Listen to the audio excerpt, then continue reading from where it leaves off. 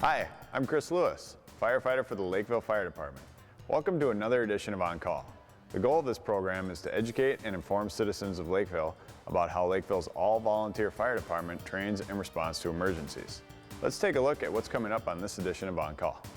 We start things off with a hidden danger in your home and what you can do to prevent a fire. Fire Chief Mike Meyer will inform us on a new program LFD is using and how it will help the department. We answer another viewer's question in Ask the Firefighter. I will have all the latest news happenings around the fire department, and we'll wrap things up with Scratch the Fire Dog as he explores some tools firefighters use.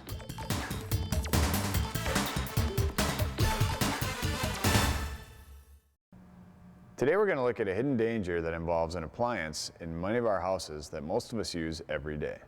Clothes dryer fires account for over 15,000 structure fires, 15 deaths, and 400 injuries annually. 80% of clothes dryer fires in structures occur in residential buildings. Failure to clean is the leading factor contributing to clothes dryer fires in residential buildings. New home construction trends place clothes dryers and washing machines in more hazardous locations, away from outside walls such as bedrooms, second floor hallways, bathrooms, and kitchens. With us today is Jeff Perrett from Air Supply Technologies. Jeff, thanks for joining us. My pleasure. What can you tell us is the main reason behind dryer fires? The main reason is your dryer vents that, depending on the length of the pipe, they plug up with lint, which backs up the airflow, which blows the air into your dryer and looks for little crevices to blow that lint. Eventually that lint finds the ignition source and starts your dryers on fire. Okay, so if we have lint buildups and stuff like that, that's got to be in the piping from the dryer to the outside, Yep, right? Yep, and there's different kinds of piping. Okay, so we've got a couple different examples here of piping. What are we looking at here? What do we have? This here is a plastic flexible piping. I see this quite a bit in people's houses. It's not code. It's a petroleum product, so it can start on fire. And inside the pipe here, it's all rigid. So your air is making turbulent and your lint catches on these ridges in here and makes it really hard to clean out even. Okay. And a lot of that. So this is not code. This is not recommended. If you have this in there, get rid of it. Take it out, put something else in. Either put this type of elbow in, or you can use this here flex aluminum pipe. This stretches out and it bends back and forth, so you can make like a S-curve on there if you want. Okay. It also has ridges in here too, which can catch the lint on the inside, and it makes the air turbulent as it's going through, so it cuts down the airflow. Okay. I see this quite a bit in houses when the hole in the wall does not match up with the dryer, so they try to use this flexible stuff and to get it to hook up. If you can use an elbow, 90-degree elbow, which is adjustable, behind the dryer into the wall, this would be the best. You got a smooth surface, lint does not catch on this that easy, and then you got the long aluminum piping, 4-inch piping is what you want to use out of the dryers. And when you hook this up, you want to make sure you hook it up the right way from the male into the female, so that the lint, this would be on the dryer side, because you don't want the lint to catch on these edges. If you put it in backwards the other way, which I see that once in a while.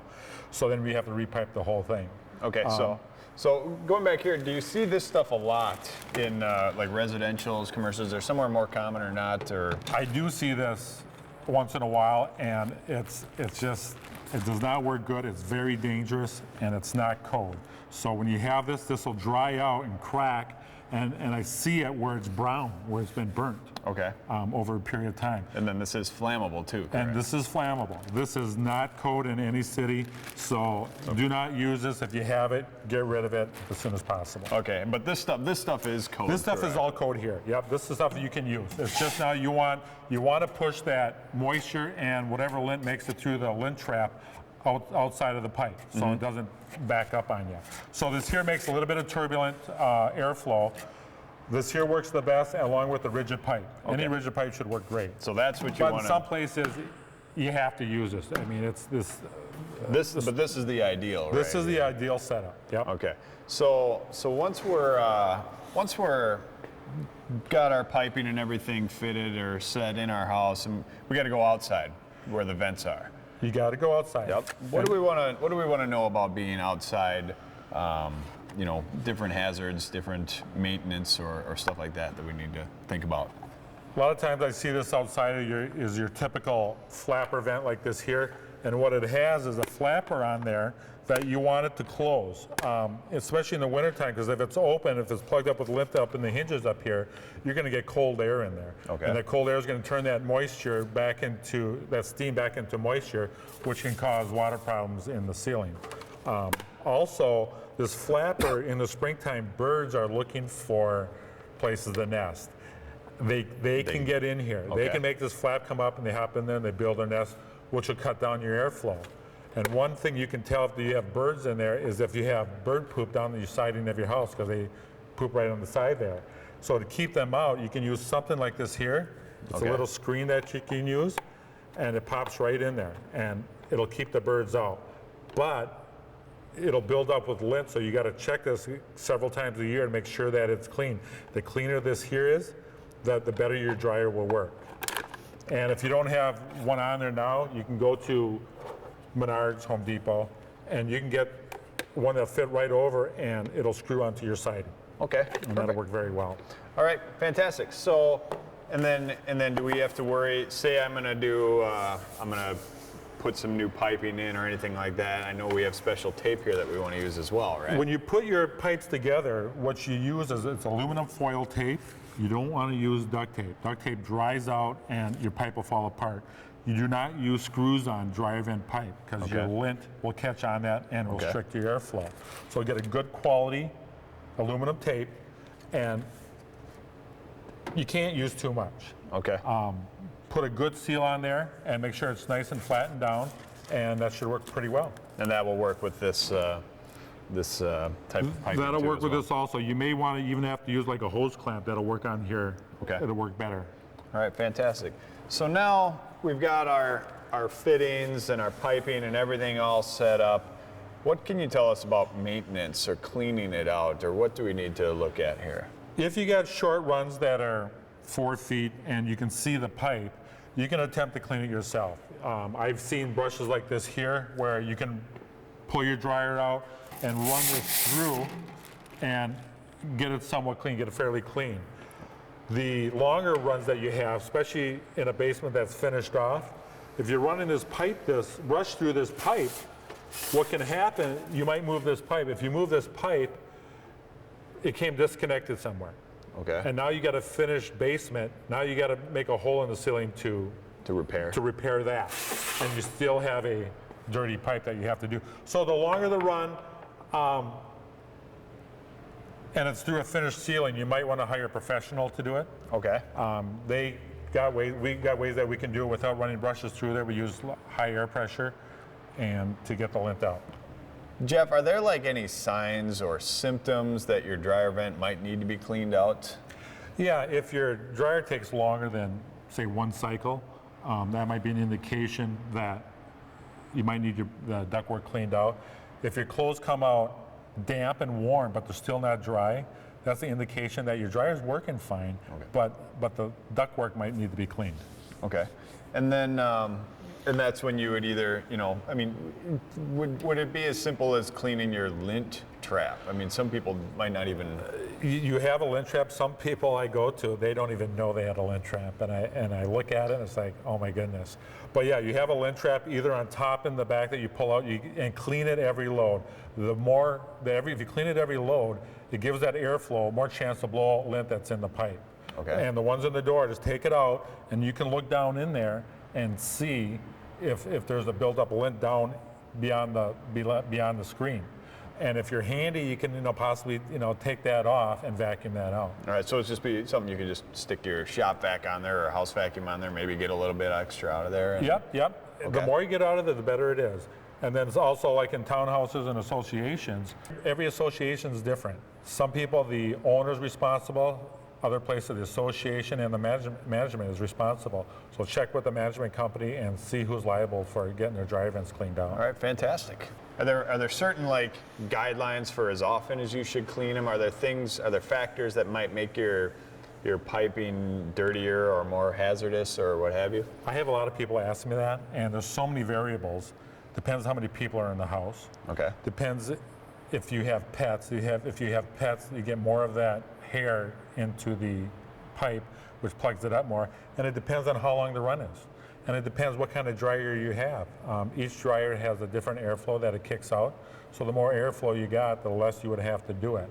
Okay. But there's a lot of variables on what kind of clothes you throw in the dryer. If it's new clothes, they give off a lot of lint, which is going to get past the screen trap and get caught in the pipe more.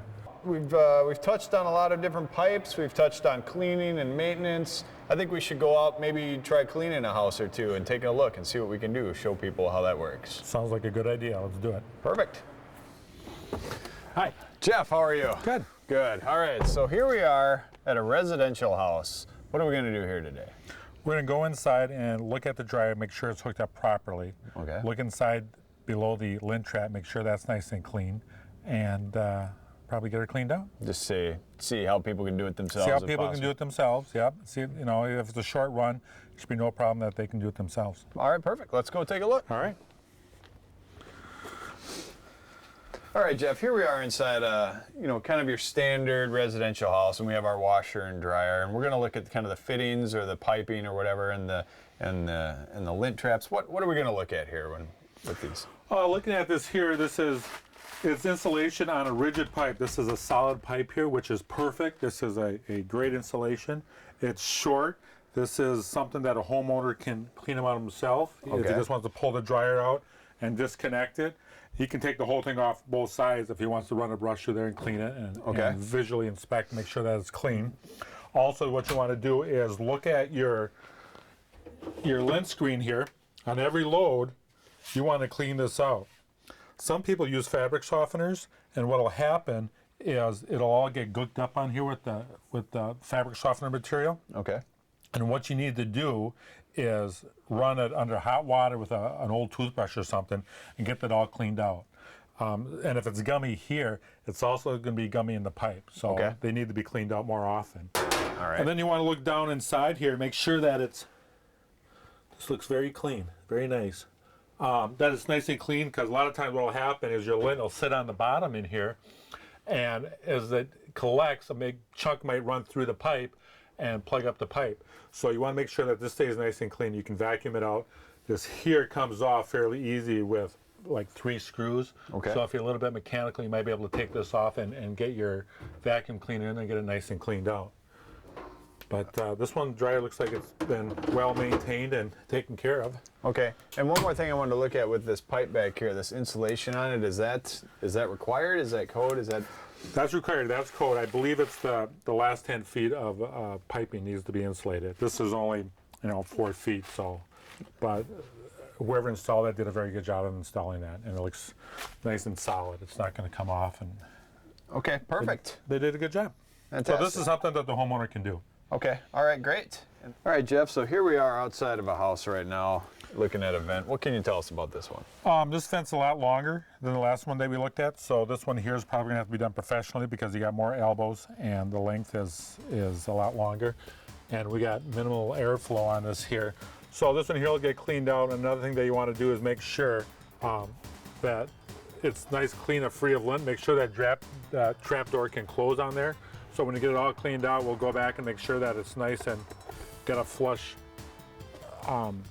closure on the door so that the cold air does not get back in. All right, perfect. Well, I appreciate your time today, joining us, informing us about different factors that go into dryer ventilation and what we need to do to clean them out and help them prevent dryer fires. My pleasure. Thank you.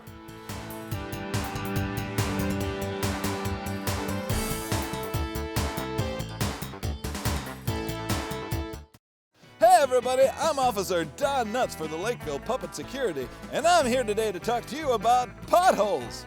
Hey, if you're driving around the city of Lakeville and you see these nasty potholes in the street, there's numbers that you can call to get those potholes fixed. You can call the city's street department at 952-985-2711 and report that pothole. Or you can report it online at the city's website at www.lakevillemn.gov. Remember, pothole safety is in your and your car's best interest. Hey, that was pretty good. I think that'd work.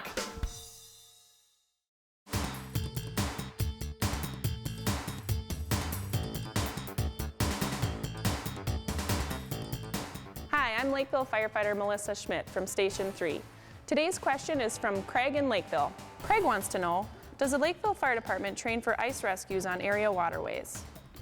Craig, that's a great question, especially with the warm weather we've had this season. Every year, all Lakeville firefighters participate in ice rescue training. This involves either cutting a hole in the ice, or if it's warm enough, we'll use open water on an area lake. So we start off, we get into our what's called a Gumby suit or a Mustang suit. It's a waterproof suit. It protects us from the water and the cold. Somebody actually gets into the ice and pretends to be a victim. One of the firefighters straps a rescue rope around themselves so that they're always protected. We walk a certain distance where it's safe out to the water, and then when it gets to be thinner, we get down on our hands and knees and crawl. When it gets to be closer to the victim, we actually get down and roll, barrel roll. So we'll get behind the victim and tie the same rope that's around us around the victim as well with a carabiner, fasten it. And then when we're ready, we give the ready signal, which is usually a tap on the helmet, and the firefighters on shore pull the victim and the firefighter to safety. I hope this answers your question, Craig. Thanks for sending it in. If you have a question for Ask the Firefighter, send it in using the information on your screen.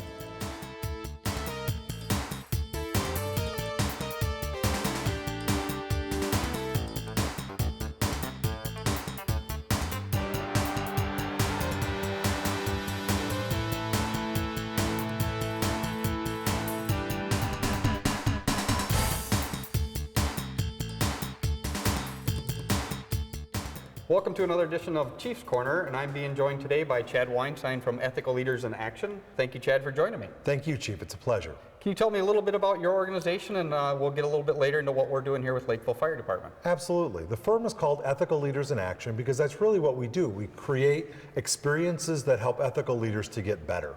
Much of the training that goes into ethics in any sector, the public sector, the private sector, is really about avoiding wrongdoing. And while that's important, it really doesn't help good people get better, and it really doesn't prevent wrongdoing. Our approach instead is to take ethical principles and use them to push people to the positive side, to help people not just be acceptable, but to truly be their best, especially together in teams. Okay. And what have we done as far as Lakeville Fire Department? I know we've been doing training together for a few months now, but how did we get to this point as far as the fire department goes? What did you do to prepare yourself and us as a department for the training that you're involved in with us? Well, the Lakeville Department is really a great example of the work that we do because, in fact, your department is basically healthy, strong, well-regarded in the community, and I'm not just saying that. Your goal in coming to us was to say, how can we get better? How can we invest in the leadership of the department today so that we have succession and a deep bench of leaders for the future? And how can we make sure that we continue to recruit excellent members of the community, we're able to train them to create an environment that brings out their best, and so forth? Our approach to doing that is to bring your officer corps together for a period of actually 4 months, and then to turn to work for a couple more months with the organization, the department as a whole.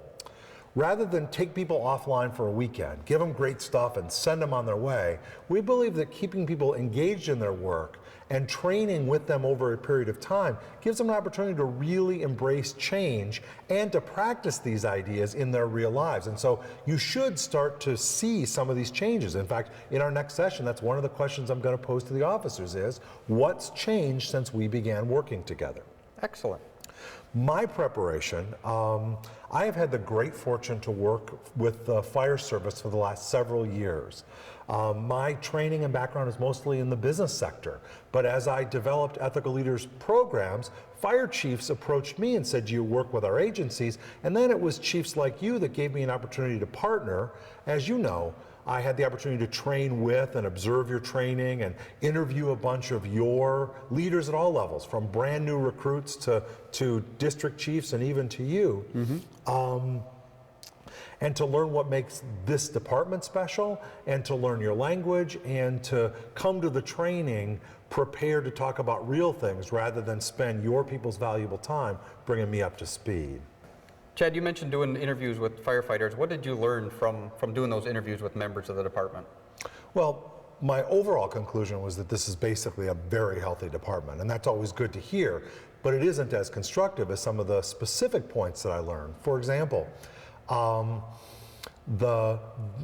A number of newer firefighters said that they felt that there was a moment between when they were being trained to accomplish a task on the fire ground and when they were expected to be fully proficient at it that made them just a little bit uneasy. And for example, they could use a little more support and guidance the first few times they practiced a technique for real. That was news to us, I think. Yep, and I guess the one thing that you and I have had the discussion about is fire departments spend a lot of time and effort training the firefighters to be effective at fire grounds, and even our leadership is effective at fire grounds, but we don't spend a lot of time for preparing them to deal with the administrative side, the personnel issues that we deal with as a department. Oh, it's absolutely true. And in fact, preparing your leaders not just to be effective commanders and to just give directions, but to really motivate and bring out the best in your people so that you have lots of volunteers when it comes time to do fire education in the schools, or you have a really robust response to something that isn't as obviously engaging as a fire or a major incident. We want your people to be effective leaders that bring out the best in everyone day to day in the firehouse and not just on the fire ground. What do we have in store for us for the future trainings? Well, our next session is going to be very specific. In the last session, we talked about a series of communication skills that create common expectations for how to give direction, how to give feedback, how to listen effectively, both at the firehouse and on the fire ground. We're going to follow that up in this session by talking about how the officers of the department can lead firefighters effectively through periods of change, whether those are operational changes or changes in leadership or changes in organization. Having the skills to support and direct and cooperate and give people the tools they need to be successful through change is going to be one of our topics. Another of our topics is ethical decision making. That's something that seems natural to people until you look at how we might disagree about the ethics of even something like when do we interfere in something that we see when we come into someone's home to render aid, or when is it appropriate to drive really fast and when isn't it? Those are in fact ethical decisions, and so we'll teach an ethical decision-making process that has leaders look at outcomes, motives, their own character as actors, and the rules and rights involved, and teach them to do that very, very quickly so they can quickly establish an understanding of a situation and act based on that understanding, working together. It leads to much better, stronger decisions over time. Well, thank you for your time today, and I appreciate all the training that we've gotten so far, and I look forward to the future trainings that we still have to go yet. It is such a pleasure working with you. All right. Thank you. Thank you.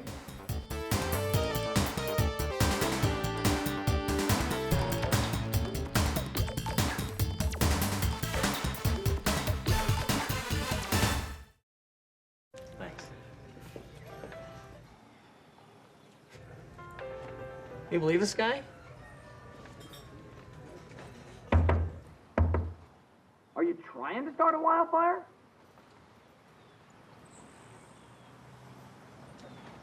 Sorry.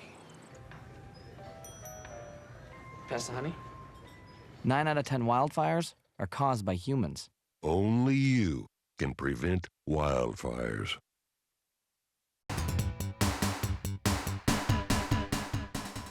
Now it's time to highlight some recent news around the fire department. Department members attended the February 6th City Council meeting to participate in the swearing-in of District Chief Todd Sellner, Captain Don Johnson at Station 2, Lieutenant Tabor Aiken, also from Station 2, and Lieutenant Steve Glinski from Station 4. Also recognized at the meeting for their appointments or reappointments were Captain Kevin Needham, Engineer Tim Bowman, Engineer Walter Brands, and Engineer TJ Lawrence. Recently, 2 veteran firefighters were recognized for their service to the Lakeville Fire Department. During the March 5th City Council meeting, Brian Carstensen from Station 2 and District Chief John Podominic received their shadow boxes to commemorate each over 20 years of service. Brian officially retired last year and John retired this past February.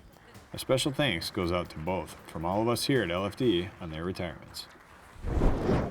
On Tuesday, February 28th at about 1 p.m., firefighters from Station 1 and Station 2 were called to a possible car fire at the intersection of Cedar Avenue and Dodd Boulevard. The driver was in the left turn lane to go north on Dodd Boulevard and noticed smoke coming out from under the hood. Soon thereafter, flames were visible by emergency personnel. Within minutes of the call, firefighters from Station 2 were on the scene.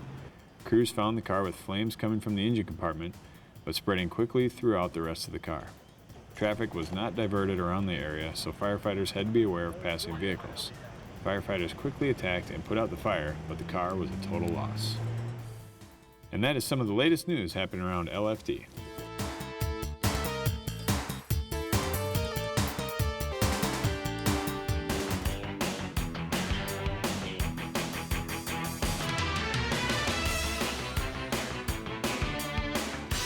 Everyone, it is a Scratch, the fire dog here, because I love to scratch out the fires here for LFD's Kids Corner. And you know, Scratch is a little perplexed. The other day, I saw a firefighter carrying an axe, a shovel, and a garden hose. I didn't know what was going on. So I decided to come down here and to talk to firefighter Tabitha to kind of, give me the inside information on why they had that stuff. How are you today, Tabitha? I'm good, thanks, Scratch. Good. Hey, are we going to check out the equipment and find out why the firefighters had those strange pieces of equipment? Yeah, let's go take a look. Okay, let's go this way. Here we go. Oh, Tabitha, I'm very excited to discover why you have some of these strange tools. And let's start out with the axe that's right there. Why does firefighters use axe? Are they going to chop down trees? Not for chopping down trees, but we might have to chop down some stuff in the house to get to a certain area. Like what would you chop down? Like a wall.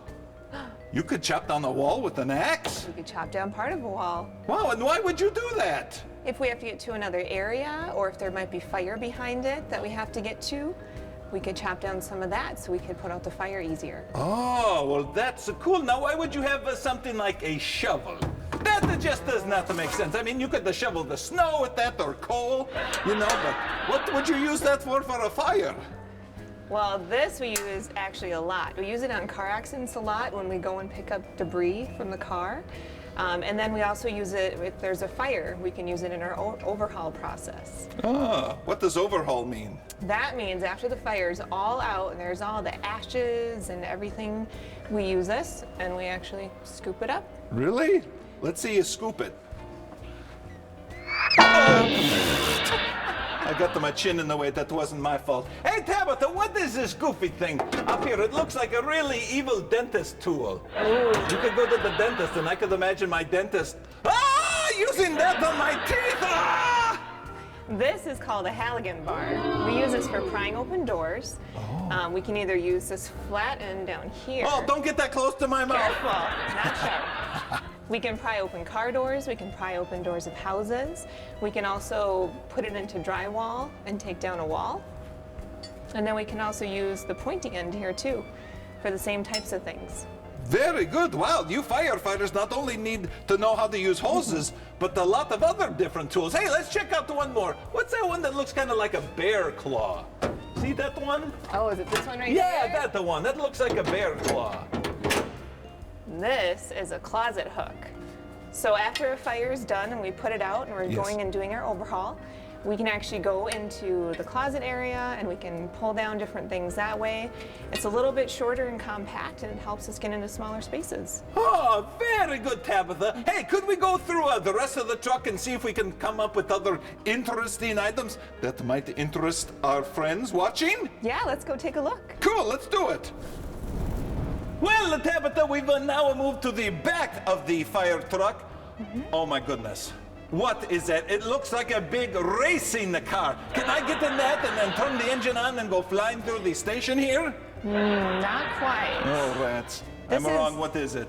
This is our fan that we use for ventilation. Ooh. So when there's smoke inside of a house, or carbon monoxide or anything like that, we put the fan in there and we help clear it out. Very, very good. Now I see up here there's a lot of hoses up there, but I know everything there is to know about hoses, so we don't need to talk about those. Ah, can you tell me what kind of hoses they are?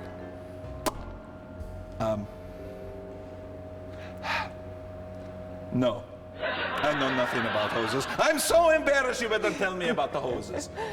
All right, well, these ones over here, pants. these are 2.5-inch hoses. And we pull those off when we go into a house fire or other types of fire. And then this yellow, the big one over here, is a 5-inch hose, and that one is the one that we actually hook up to the fire hydrants. Now, obviously with the bigger diameter of the hose, the bigger hose size, that means more water goes through it, correct? You are correct, Scratch. And why would you need more water or less water going to a fire?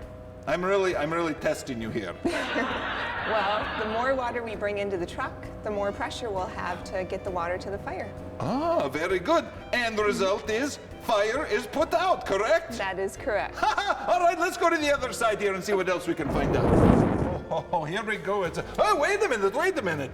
What is that in there, Tabitha? Looks like a robot. Does the fire department have a cool robot? It kind of looks like Wall-E. No, that's not a robot, Scratch. That's a generator. We can use it to put lights up, and we can also use it to run some of our equipment. Rats. I thought that was a robot. All right, let's keep walking. Oh, Tabitha, this is going to be my favorite part of the truck. It's the Ritz cracker compartment, and I'm very hungry. Can I have some to eat? You're close, but not quite. There's no crackers in here, but the name does look familiar. In there is air tanks that we use when a firefighter needs help. We have what's called a RIT crew that goes in to help them out. What does RIT stand for? It stands for Rapid Intervention Team. Oh, that's not as exciting as a Ritz cracker. It's not. And the final compartment here on the fire truck we're going to take a look at is right here. And look, up there, it says LE3. Tabitha, that has got to be a robot. It is not a robot, Scratch. These are all different kinds of attachments that we put on our fire hoses. Ooh, and why would you want to put different attachments on hoses? Well, we might need to connect a couple of hoses or splice a hose, or have a different job for them or different sizes, and those all help us. Wow, Tabitha, this has been so exciting. Thank you so much for taking the time to show me these strange and interesting things that you guys use as firefighters. Anytime, Scratch. Yeah, thanks for your time then. I'm gonna check and see if there is a robot in here. Scratch, I told you there are no robots here. I don't care what the Tabitha says. I know you, Yamaha, you are a robot. And I'm gonna push your run button just to prove it. I set off an alarm, Oh, we'll see you next time on Kids Corner. Oh, I'm in trouble now.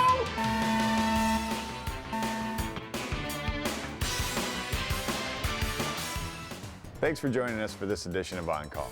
If you have questions, comments, an idea for the program, or want to send a question in for Ask the Firefighter, feel free to call us at 952-985-4700 or use the email address on the screen and send us an email. Thanks for joining us, and all fire units are clear.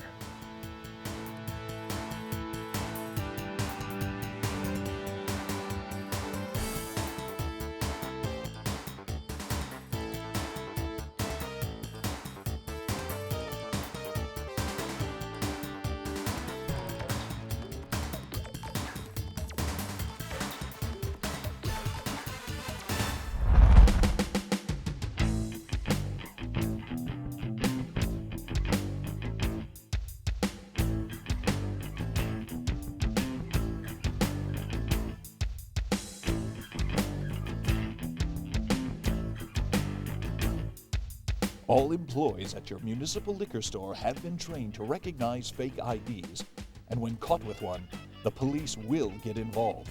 This message provided by your local municipal liquor store.